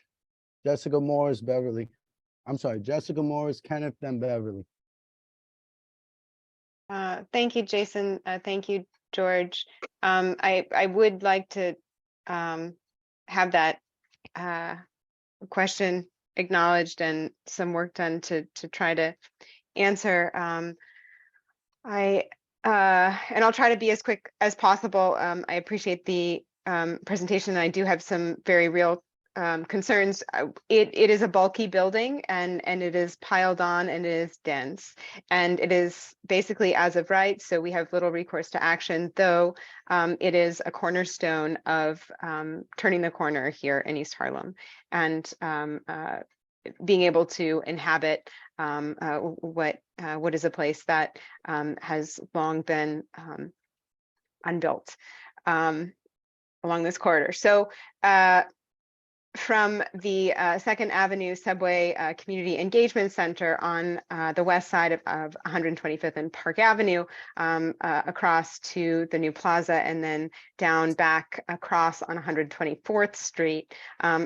It is critical that we have a better understanding of what the intention is, not only for the easement and the station center around 124th and Park, but also with this transaction that will affect our district. A couple points that I laid out. This is directed, publicly, I think, both to committee members as a question mark about how we act and respond to this request, but also to Paul and Meenakshi for your role as representing the developer Extel, which we need to acknowledge Extel is a for-profit developer, and to inquire about their metrics with regard to corporate social responsibility and what the outcomes are for the neighborhood in which they are making a big investment that I'm sure has a healthy return. Essentially, this being catty cornice, I believe you said, which I thought was very, Right, or diagonally.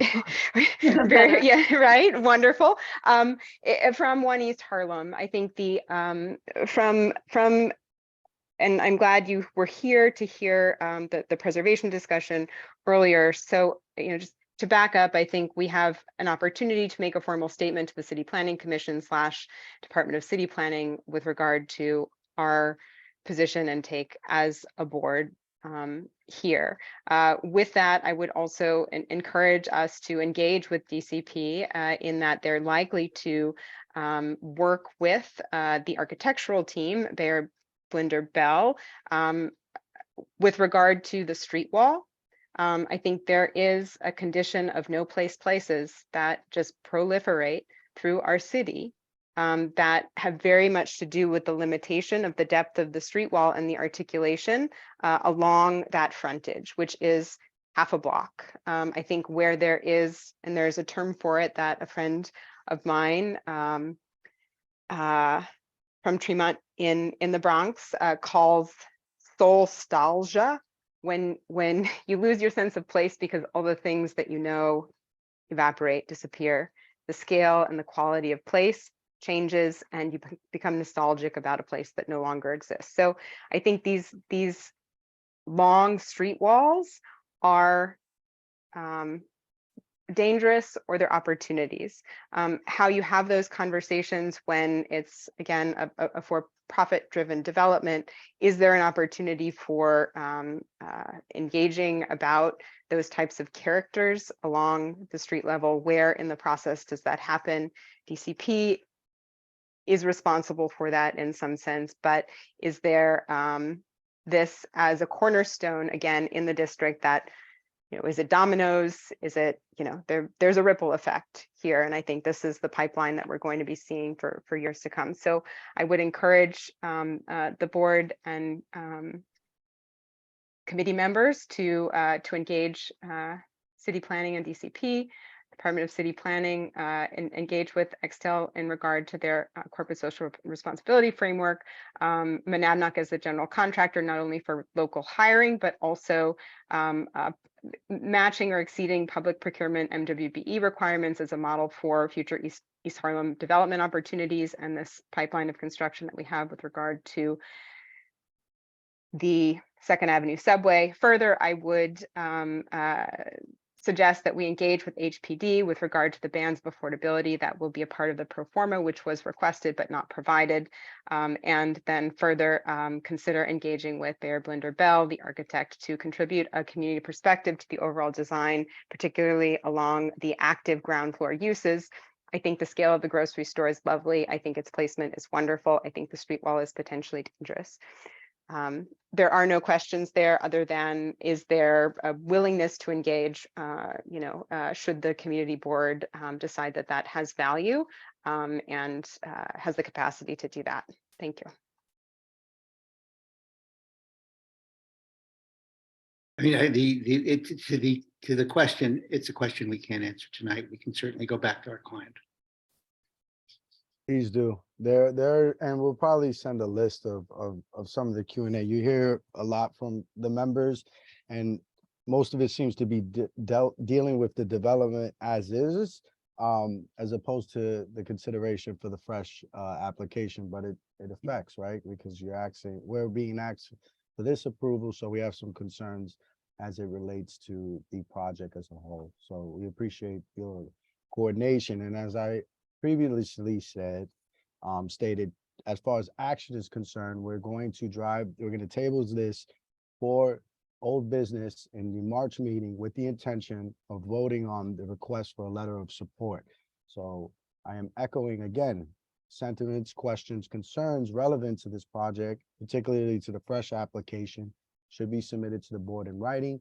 Some of you have already seen the example that was done by one of our committee members, Jessica Moore. So I echo that same sentiment, and I will be stating the same at executive as well as full board. Kenneth. Thank you, Jason. And thank you both for the presentation tonight. I'll try to be brief. I have a few quick questions. The first, in listening to your presentation, I understand that there's a potential commitment to have up to 163 affordable units.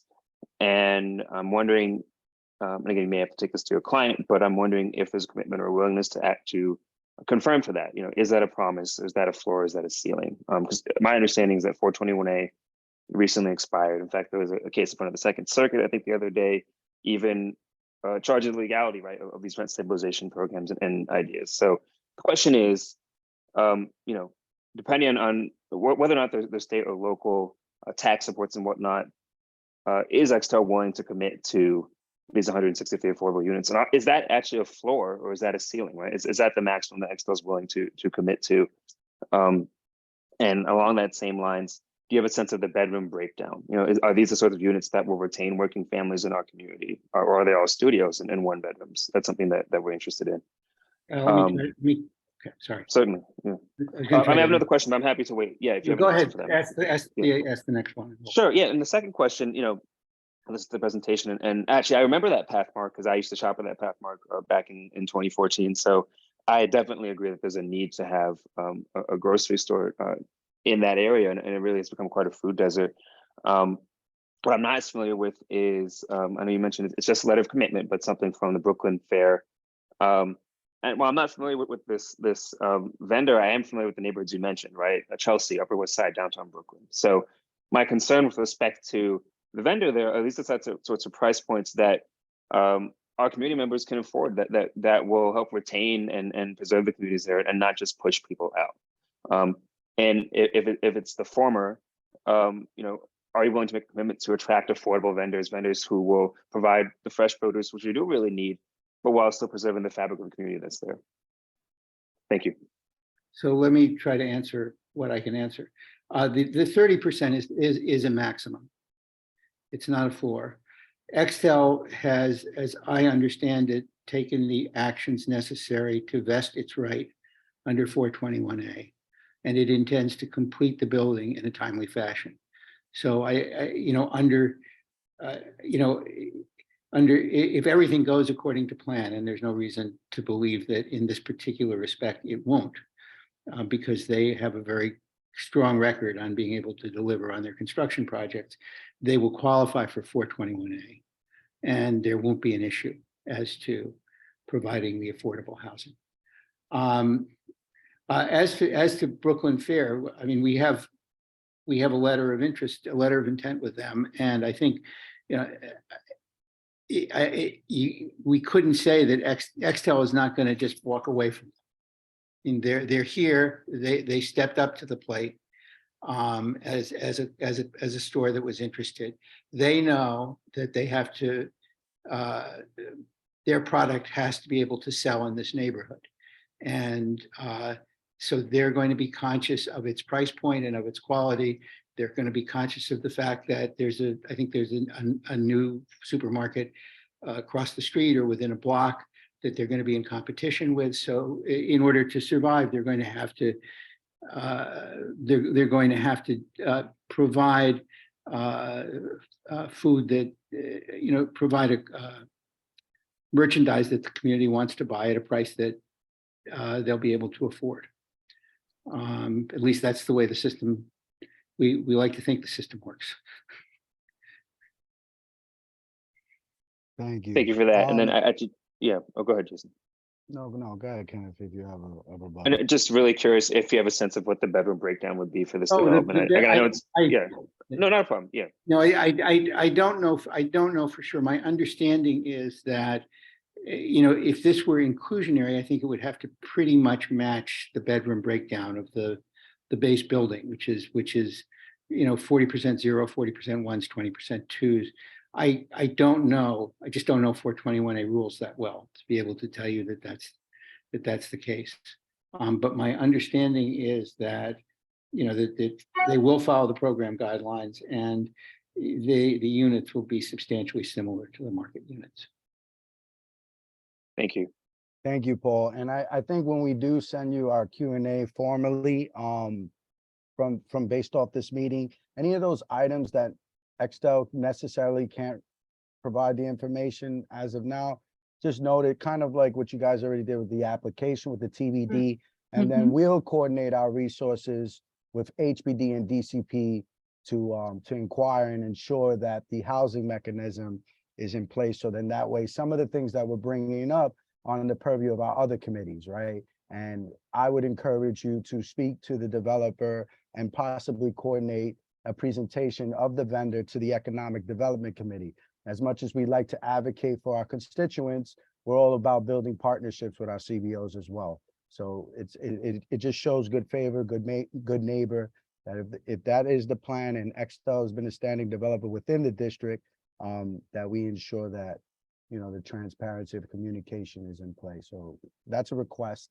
And I hope that you guys could take heed to that. Beverly. Yes, thank you, Chair, and thank you, guys, for the presentation.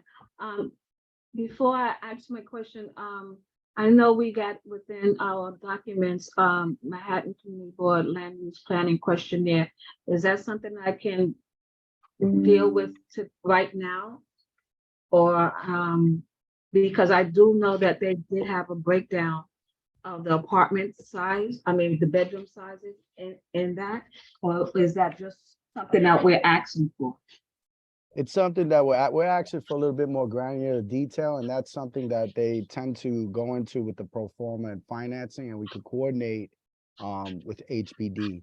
It would be in the best interest of the committee to kind of have that independent arm giving us the information, because no offense to Extel and or its consultant, they're going to tell us what they're planning. And unfortunately, financing may differentiate with that, but the numbers are right in front of you. If that helps answer the concern or questions that were raised about bedrooms, percentages of affordability. But I do believe the fact checking we need to do along with housing is with HBD and DCP. Okay, and I'm glad that you put that slide back up about how many bedrooms. One of my questions is regarding bedrooms. I know we have a lot of developments that's coming in our communities, and one of the questions or asked that the residents were asking that you don't get any 3-bedroom apartments in any of the developments. And I would like to see some 3-bedroom units and any projects that's coming in this area. Most of them is just as they have like cookie cutter, the studios, the 1-bedroom and 2-bedroom, but we do need some 3-bedroom apartments.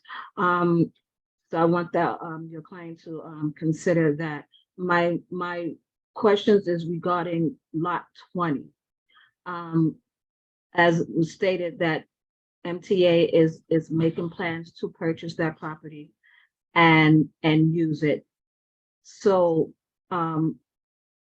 as of right now, the development on lot 27, have you already transferred air rights to that to get the building the size that you have it now? Has the air rights from 20 has already been transferred over to? Beverly, I don't mean to jump in, but they answered that where they necessarily can't speak too much to that lot because of the issues with the deal being made between Extel and MTA. There were separate meetings that happened at the task force and or executive committee where the MTA updated us. So, well, I think we can further drill that down on another purview of the board with the task force and housing committee, if that works. Okay, and regarding the air rights and how everything is transferred back and forth. Okay. Okay, so my next question is regarding what they're asking for.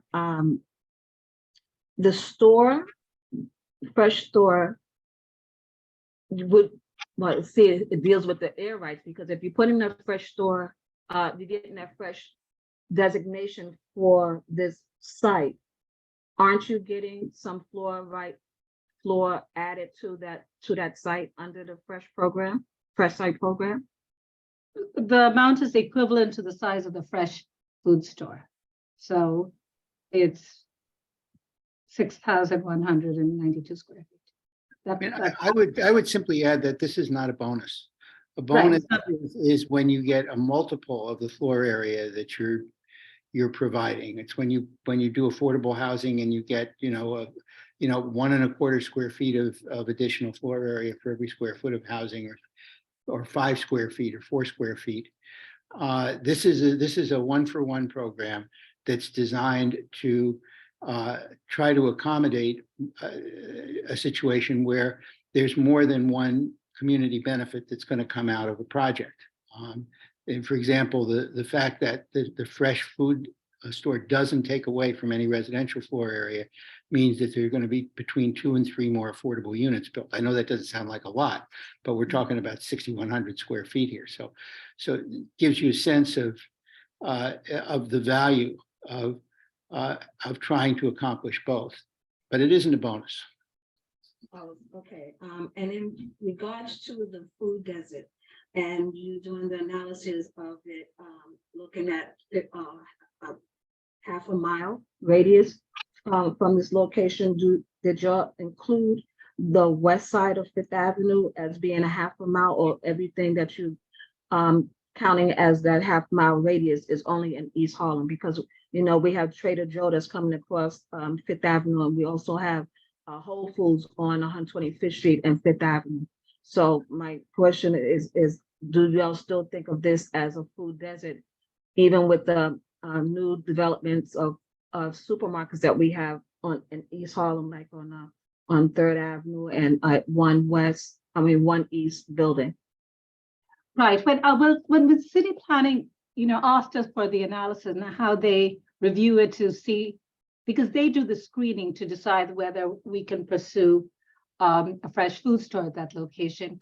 It's not only within Community Board 11. So when they do the half mile radius, it covers half mile radius, which may cross over to 5th Avenue. But the analysis is based on other fresh food, other grocery stores that have entered or are looking at the fresh food program. So you can have grocery stores that don't apply through the program, but the analysis that city planning asked us to do is to look at how we fare in terms of concentration and location with other fresh food stores. And from that analysis, there really is only one other, which is on Third Avenue. Okay, so that's kind of concerning because they're not adding. So, but that's not up to you. That's up to the people who's running the program. Okay, thank you.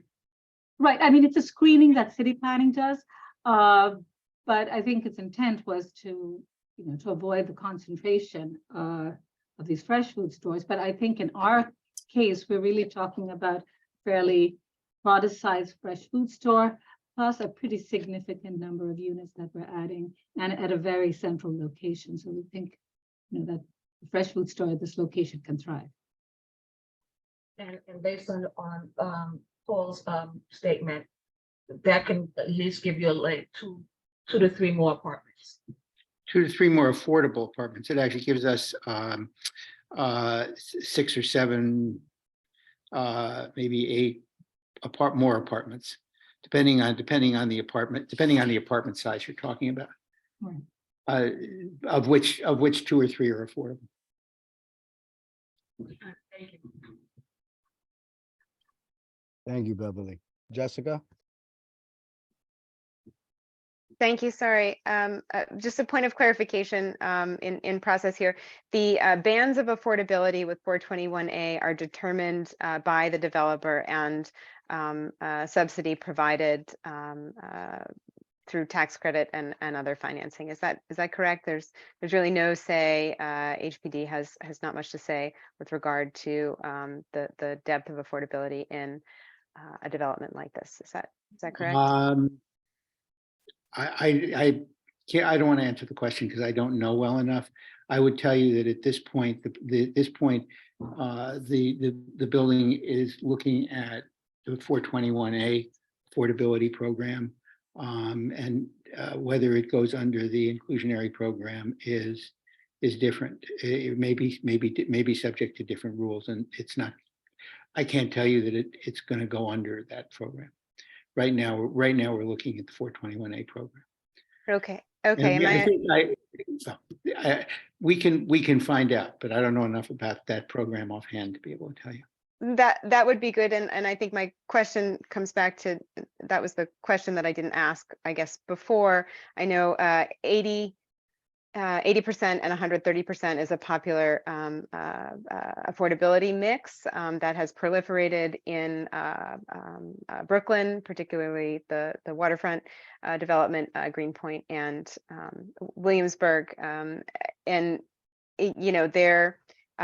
this is, I guess, a question whether the committee is necessarily needs to be informed or do a little bit of research to understand what the appropriate ask or recommendation would be, where deeper affordability has been asked for and provided by a number of developments in the pipeline nearby, and the risk of pricing out your solid working class 50%, 60%, 70% AMI in that middle tranche bands of affordability when having some of those units embedded in a project that is clearly geared towards a higher market rate point of absorption.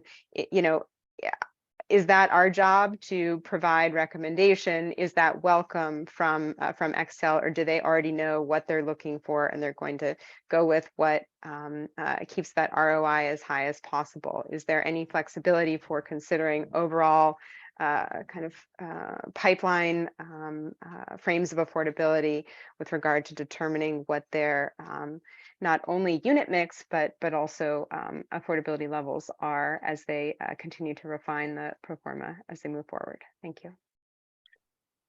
I hear the question. I never like to say a categorical no, but I think I think that Excel is looking at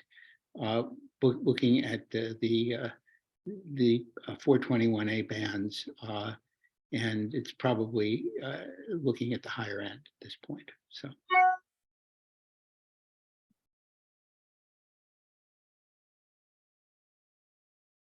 Thank you, Paul. Thank you, Jessica. Any other questions?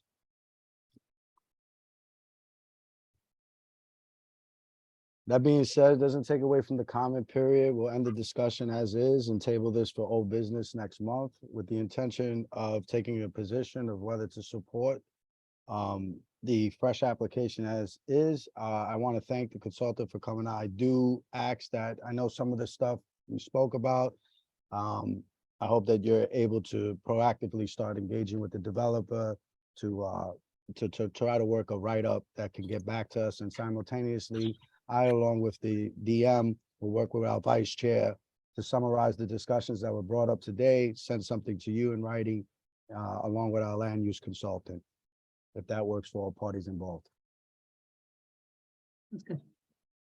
Thank you. That being said, we'll conclude this portion of the presentation and agenda and move on to the next item. Thank you. Thank you. Bye.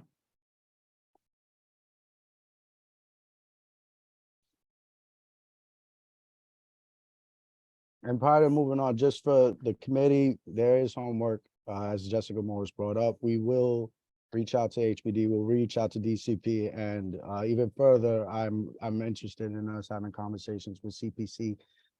One, lessons learned for some of the stuff that was brought to us, as you heard, and thank you, George, for your write-up on the project, which summarized some of the concerns that the committee presented to it today.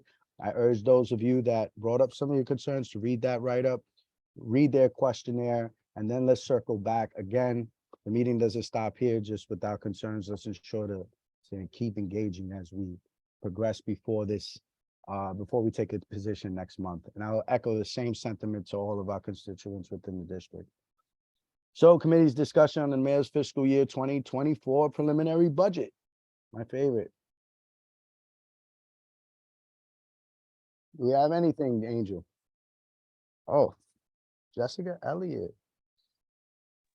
Is it about Hey. this or Yes. from the past? It is about this. Sorry. And because I know I Is that said, okay? I'm gonna move on, and then I wanted to make a closing comment, so apologies, but yeah. No, yeah, no, I just have a quick comment on this. You know, it kind of falls in between our two committees, but the sanitation garage on the budget responses was listed again as not able to be funded due to fiscal constraints of DSNY. And I just wanted to let you know that we are reaching out to the Independent Budget Commission, and Angel, I'm gonna need your help with the other organization. What the other name of the, it's like CEC, do you know? Well, we reached, The what? we reached out to the Independent Budget Commission, and it's like partner with community boards. I don't know what it's called. But Oh, the we Civic Engagement Commission. Civic and big, thank you so much. Yes, You're so welcome. I recently went to a presentation that they did regarding research that they can do on budget items for community boards. So I'm hoping that they can help us look into how much the community board is, or that the DSNY is spending across the city, and why they don't have the funds for our neighborhood, despite a promise that they made through the points of agreement. Just wanted to give that update. Duly noted. Thank you, Jessica. Anybody else?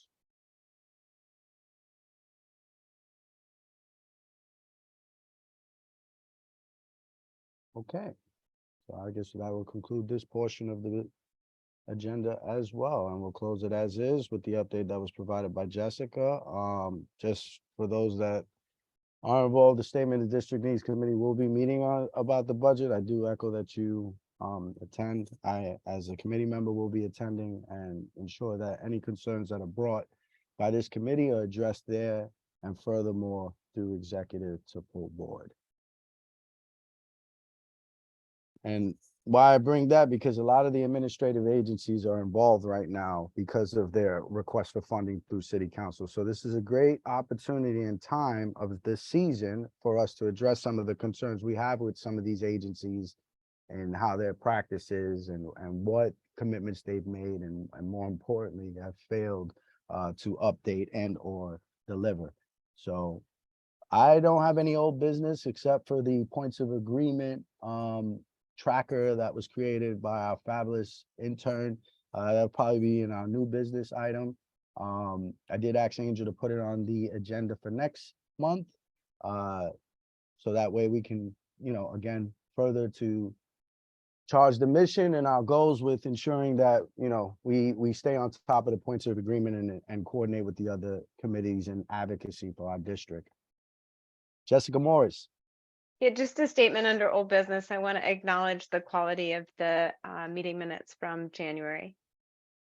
They were fabulous, fantastic, well executed, and thanks. You're welcome. Any other old business, new business?